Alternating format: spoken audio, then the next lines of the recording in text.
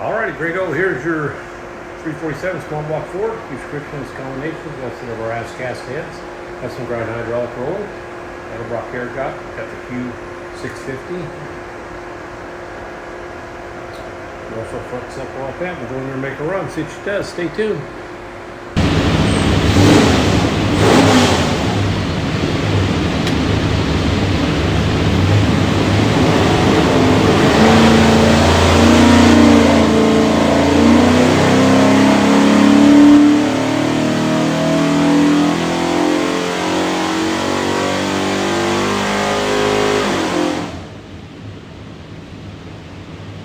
Okie-doke, 3,300, 428 foot-pounds of torque, peak torque 443, peak horsepower 445.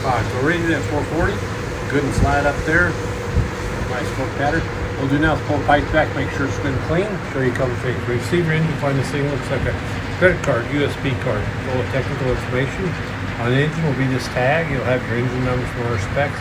Anything from us, the engine number is the easiest way to look you up. Flip it over, it's got a QR code. That'll take you some more tech stuff. Have a great day.